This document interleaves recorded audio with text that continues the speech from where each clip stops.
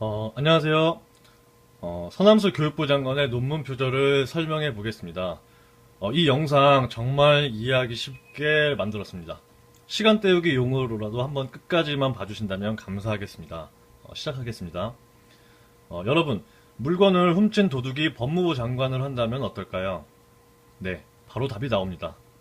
그렇다면 남의 문장을, 남의 생각을 훔친 사람이 교육부 장관을 하는 건 어떨까요? 네, 맞습니다. 있을 수 없는 일입니다. 이번 서남수 교육부 장관의 논문 표절을 설명하기 위해서 교육과학기술부에서 나온 연구윤리의 이해와 실천이란 책자와 연구윤리의 사례를 다룬 좋은 연구 실천학이라는 자료를 참고했습니다. 왼쪽에 이것은 연구윤리의 교과서 정도로 보시면 되고, 오른쪽에 이 자료집은 실전 연습 문제집 정도로 보시면 되겠습니다. 우선 표절에 관하여 설명을 이제 잠깐 한 뒤 서남수 교육부 장관의 표절을 간략하게 분석을 해보겠습니다. 여러분 우선 한 가지만 여쭤보겠습니다. 절도란 무엇일까요? 네, 맞습니다. 쉽게 말해서 바로 남의 물건을 허락 없이 가져오는 행위를 말합니다. 그렇다면 표절이란 무엇일까요? 표절이란 바로 쉽게 말해서 남의 문장을 인용 출처 표시 없이 무단으로 가져오는 행위를 말합니다. 즉, 이 허락에 해당하는 것이 인용 출처 표시인데, 저 이 문장 좀 가져다 쓰겠습니다 하고 이제 허락을 받는 과정이 바로 이 인용 출처 표시인 것입니다. 그렇다면 인용 표시는 뭐고 또 대체 출처 표시는 뭘까요? 간략하게 예를 들어서 설명을 하면 진중권 교수가 조국 교수의 형법개론이라는 책에서 이 이 한 개의 문장 정도를 인용을 하려고 한다면, 먼저 가져왔을 때 이 쌍따옴표 표시로 인용 표시를 해주고, 그리고 끝에 각주 번호를 달아서 조국 교수의 형법개론이라는 책에서 이제 5페이지에 해당하는 내용을 가져왔다라고 함으로써 이 문장이 진중권 본인의 문장이 아니라 조국 교수의 문장임을 확인시켜주는 것입니다. 그래서 쉽게 말하면 인용 표시란 이 쌍따옴표 표시 정도를 말하는 것이고요. 출처 표시란 내가 이 문장을 어디서 포왔는지를 확인시켜주는 과정이라고 하겠습니다. 교과부에서 나온 좋은 연구 실천학이라는 연구윤리 책자에는 논문 표절이 도대체 뭘 의미하느냐에 대해 정말 이렇게 상세하게 설명을 하고 있는데요. 결국 이 내용들을 요약하면 논문 표절이란 인용 출처 표시 누락을 말한다 라고 할 수 있겠습니다. 간략하게 몇 문장만 읽어보겠습니다. 아주 작은 분량이라도 적절한 인용의 형식을 취하지 않고 문장을 차용하는 것은 어떤 경우라도 표절 혐의를 벗기 어렵다. 또 여기 보시면 복사하기와 붙이기를 반복해서 다른 사람의 문장이나 표현을 그대로 자신의 논문에 사용하면서 적절한 인용의 형식을 취하지 않는다면 그것은 당연히 표절에 해당한다. 그리고 가끔 보면 논문 표절에 관하여 그거 다 학계의 관행이다.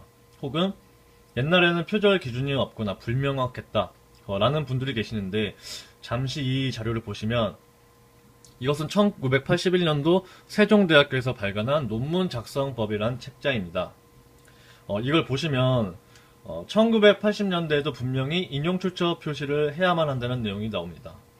즉 과거에도 논문 표절에 관한 기준은 분명하게 있었고, 또 사실 논문 표절의 핵심이 인용과 출처 표시라고 해도 과언은 아닙니다. 자, 이번엔 표절의 유형에 대해서 간략하게 설명을 해보겠는데요. 뭐 이렇게 어렵게 설명이 되어 있는데, 쉽게 말하면 표절이란 출처 표시를 아예 안 한 경우, 그리고 출처 표시를 했는데도 대충 한 경우, 이렇게 두 가지로 나눌 수 있는데, 이거를 출처 표시 누락이라고 하고, 이거는 부적절한 출처 표시라고 하는데, 이 경우에는 텍스트 표절과 모자이크 표절이 대표적인 사례이고, 그리고 뭐 이러이러한 경우가 있는데, 이건 뒤에서 자세하게 설명을 하겠습니다. 그래서 출처 표시를 하지 않은 경우에 대해서 여러 가지 경우가 있는데, 여기서는 텍스트 표절과 이 모자이크 표절, 이 두 개 단어만 간단하게 눈도장만 찍고 가시겠습니다. 나머지는 뒤에서 설명하겠습니다. 자, 출처 표시를 이제 부적절하게 한 경우, 그러니까 즉 출처 표시를 대충 한 경우인데요. 이제 이 사례들에 대해서 간략하게만 설명을 하겠습니다. 가의 경우는 논문의 서문이나 제목에 달랑 한 번 한 경우인데요. 처음 부분에만 한 번 대충 출처 표시를 하고, 이제 나머지 구체적인 그 각각의 문장들에 대해서는 출처 표시를 전혀 하지 않은 경우. 그래서 이 사람들의 변명은 아니 처음 부분에 이렇게 써놨지 않느냐, 나머지 뭐하러 하느냐라는 변명을 하고 있는데 앞에서 분명히 교과부의 이제 그 자료집에 보면은 인용을 한 문장들마다 모두 출처 표시를 해줘야 된다고 분명히 규정되어 있습니다. 나의 경우는 예를 들면은 30문장을 남의 문장에서 인용을 해왔으면 당연히 그 각각의 30개 문장들에 대해서 30개 출처 표시를 해줘야 하는데 10개만 해놓고서는 10개 했는데 나머지 20개는 안 해도 되는 거 아니냐라고 변명하는 경우죠. 그리고 세 번째는 다 원저자 이름만 밝힌 경우. 가져온 책과 그리고 페이지까지 정확히 밝혀줘야 하는데 부적절한 출처 표시 부적절한 출처 표시의 경우입니다. 제인용 표절. 이건 뒤에서 더 자세하게 설명을 하겠고요. 마의 경우는 예를 들면 뭐 100페이지의 전체 논문 중에 30장이 다른 사람의 논문에서 갖고 온 거라면 이 30장에 대해서 출처명 인용 표시를 정확히 했다고 하더라도 너무 방대한 양을 갖고 온 거기 때문에 표절로 봐야 한다라는 내용입니다. 그룹화. 이것은 인용어 표절인데 이건 역시 뒤에서 설명을 하겠습니다. 자, 그래서 이제 깔끔하게 정리를 할 수가 있겠고요.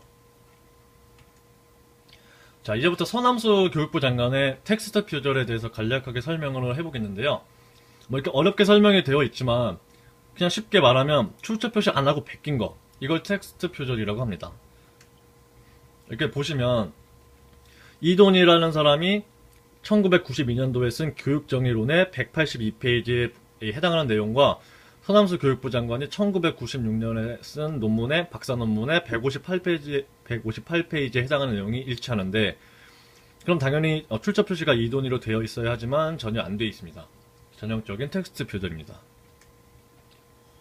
이것도 마찬가지 사례이고요. 자, 이것은 데이빗 헬드라는 사람의 논문 내용 중 한 단락을 그대로 번역만 해서 베낀 건데요. 역시나 인용 출처 표시가 전혀 안 되어 있습니다. 이것도 마찬가지고요. 더 자세히 읽어보고 싶으신 분들은 제가 유튜브 소개란에 링크를 걸어 놓을 건데 한번 찾아서 읽어보시길 바랍니다. 다음은 제인용 표절인데요. 여기 보시다시피 2차 저작물이니 원본이니 말이 좀 어려운 편입니다. 그래서 최대한 쉽게 예를 들어서 설명을 해볼 텐데요. 여기 훈민정음 원본이 있습니다. 근데 한자도 많고 한글 모양도 이상해서 이해하기가 좀 어려운 편입니다.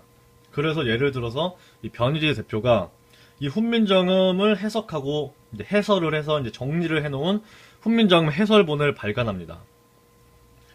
그러니까 예를 들어 발간을 했다고 치겠습니다. 마침 그때 또 역시 논문을 쓰고 있던 이 간철수라는 사람이 본인의 논문에 훈민정음 일부 내용을 좀 실어야겠는데 이게 너무 어려운 겁니다. 그래서 어떻게 하나 이제 궁리를 하던 중에 마침 보니까 이 변희재라는 사람이 발간한 훈민정음 해설본이 있어서 이걸 구해다가 이제 원하는 부분을 그대로 간철수 본인의 논문에 이제 씁니다. 자, 그렇다면 여러분 이때 출처 표시는 어떻게 해야 할까요? 네, 맞습니다.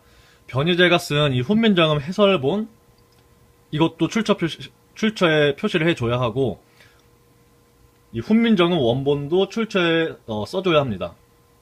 그런데 만약 이때 간철수가 잔머리를 굴려서, 예를 들면, 그냥 출처에 이 훈민정음 원본만 적어 놓으면 어떻게 될까요? 사람들은 모두 간철수가 이 어려운 훈민정음 원본을 해석해서 정리한 걸로 생각을 할 것입니다.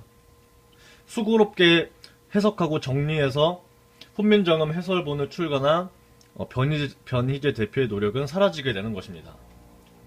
여기서 이 원본에 해당하는 것이 바로 이 훈민정음이고 2차 저작물에 해당하는 것이 이 변희재의 훈민정음 해설본인 것입니다.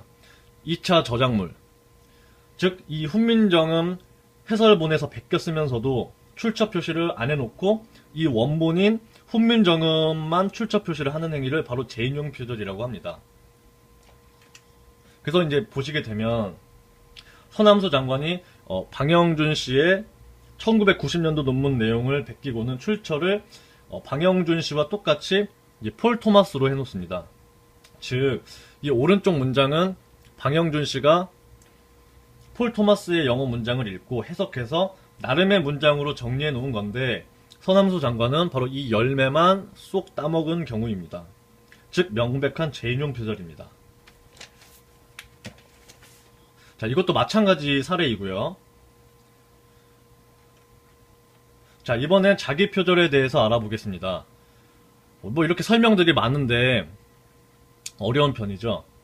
그래서 쉽게 설명을 하면 본인이 과거에 쓴 논문 내용을 출처 표시 없이 본인이 현재 쓰고 있는 논문에 베끼는 행위를 바로 자기 표절이라고 합니다. 그럼 이런 생각을 할 수 있을 것입니다. 아니 내가 쓴 거 내가 좀 갖다 쓰겠다는데 이게 왜 표절이냐. 하지만 논문은 논문 심사를 통과하고 학위를 받게 되면 본인의 논문이기도 하지만 그 자체로 공공재의 성격도 띠게 됩니다. 그래서 학계에서는 자기 표절이란 개념을 만든 것이고 또한 과거의 업적을 교묘하게 말만 바꿔서 현재의 연구 성과로 탈바꿈시키는 일을 사전에 방지하기 위함이기도 합니다. 그런데 사실 이 서남수 장관의 자기 표절 의혹은 교육부 장관 인사청문회 때 이 민주통합당 박홍근 의원이 처음 제기한 것입니다. 보시면 1988년 9월부터 1990년 3월까지 공직자로서 교육개발원에서 근무하며 얻은 자료를 이용해 교육개발지에 쓴 연구 내용을 1996년에 서 장관 본인의 박사 논문에 출처 표기 없이 베껴 쓴 것이 문제가 되고 있다 하는 내용입니다. 짧게 말해서 왜 공적으로 얻은 정보를 사적으로 사용하느냐, 그리고 왜 출처 표시 없이 베껴 썼느냐 하는 것이 핵심입니다. 서 장관의 자기 표절 혐의 자료인데요. 여기 보시면 1990년도 교육개발지에 쓴 내용을 아무런 출처 표시 없이 1996년 서 장관 본인의 박사 논문에 그대로 갖다 쓴 것을 볼 수 있습니다. 자, 이것도 마찬가지 사례인데요. 1990년도 교육개발지에서 서 장관이 허영이라는 사람의 논문 내용을 인용을 했는데 이걸 그대로 출처까지 그대로 1996년 서 장관의 박사 논문에 베꼈습니다. 자, 이것도 마찬가지의 경우이고요. 자, 이번엔 서 장관의 인용호 표절에 관하여 설명을 할 텐데요. 우선 인용호 표절에 대해서 알아보겠습니다. 자, 인용호 표절이란 인용 부호를 사용하고 출처를 표시했지만 인용 부호가 끝난 후에도 계속해서 인용을 하는 인용호 표절. 좀 말이 어렵죠? 쉽게 예를 들어서 설명을 해보겠습니다.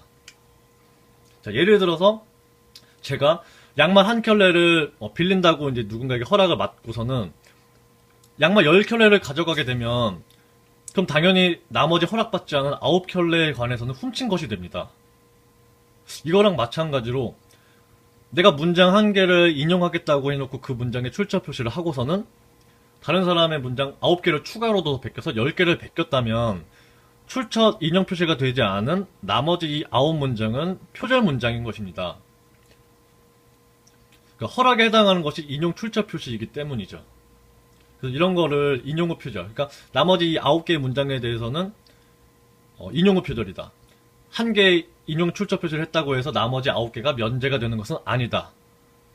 라고 이제 앞에 여기 보시면 연구윤리의 이해와 실천이라는 교과부 자료에도 분명히 명기가 되어 있습니다. 네, 여기 이렇게 나타나 있고요. 그래서 이제 인용호 표절에 대해서 이제 보시면 여기 보시면 각주 번호의 133번에서 출처 표시가 되어 있는데 나머지 빨간 줄, 파란 줄, 초록색 줄에 대해서는 출처 표시가 전혀 안 되어 있습니다. 전형적인 인용호 표절이죠. 이것도 마찬가지 경우입니다. 각주 134번, 135번 해서 허영 씨의 이 논문 출처 표시가 되어 있는데 나머지 이 황토색, 분홍색, 파란색, 빨간색 이 파란색 줄에 대해서는 출처 표시가 전혀 되어 있지 않습니다. 또 마찬가지 사례이고요.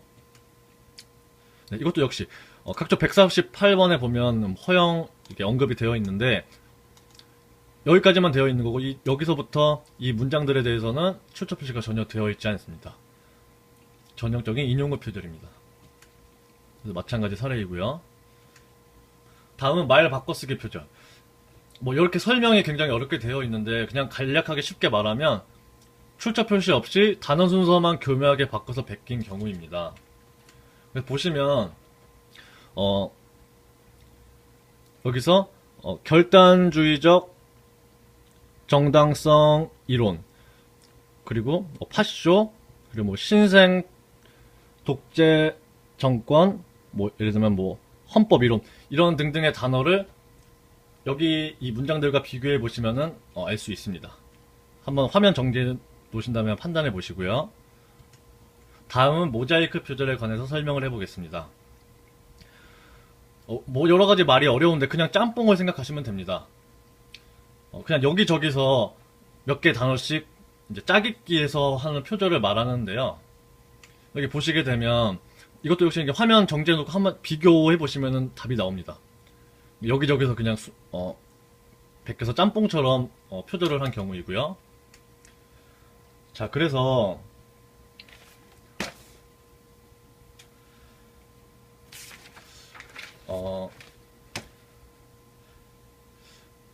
논문 표절에 관해서 이제 각 대학들을 보면, 그리고 논문 표절로 제소당한 당사자들의 변명을 보면 되게 이런 경우입니다. 옛날엔 다 그랬다. 혹은 뭐 학계 관습이다. 뭐 이런 식으로 변명을 하는데, 논문 표절은 절대로 학계 관습이 아닙니다. 아까도 보셨지만 세종대의 그 논문 작성법 자료집에도 보면 1980년대인데도 불구하고 분명히 인용 및 출처 표시에 관한 규정이 있고 분명히 다 언급이 되어 있습니다. 논문 표절이란 학계 관습도 아니고 뭐 옛날에 다 그런 것도 아니고 뜯어 고쳐야만 하는 악습 및 폐단인 것입니다. 그런데 서남수 장관에게 이 박사학위를 수여한 동국대가 과연 서 장관의 논문 표절을 제대로 검증할 수 있을까요? 분명히 다음과 같이 변명을 할 것입니다. 서론에서 일부 표절이 발견되었지만 결론이 독창적이라 괜찮다. 혹은 일부 인용 및 출처 표시 누락이라 괜찮다. 이거 아주 전형적인 변명 유형인데요. 뭐 대충 이런 식으로 다 변명을 하죠. 하지만 교과부에 나온 자료에 의하면 논문 표절이란 분명히 인용 출처 표시 누락이라고 정의가 되어 있습니다. 그러니까 교과부 연구윤리 기준 자료에는 논문 표절이란 분명히 인용 출처 표시의 누락, 부적절한 인용 출처 표시라고 기술되어 있는데요. 아까와 같은 그런 말장난식의 변명에 대하여 교과부 연구윤리 기준 자료에는 다음과 같이 반박이 되어 있습니다. 자, 뭐 좋은 연구 실천하기라는 이 자료집에 나온 내용인데, 이 많은 내용을 간략하게 정리를 해보면, 자, A. 어떤 경우라도 적절한 방식으로 직접 인용을 하지 않는 한 다른 사람의 문장을 그대로 가져오는 것은 절대로 허용되지 않는다. B. 차용한 문장 표현이 다른 저자의 것이라면 어떤 경우든지 표절의 혐의를 피하기 어렵다. C. 다른 사람의 논문에서 아주 작은 분량이라도 적절한 인용의 형식을 취하지 않고 문장을 차용하는 것은 어떤 경우라도 표절 혐의를 벗기 어렵다. 서론 부분에서 표절을 했든 결론에서 표절을 했든 아주 작은 분량이라도 적절한 인용의 형식을 취하지 않는 것은 명백한 표절 혐의라고 분명히 규정이 되어 있고요.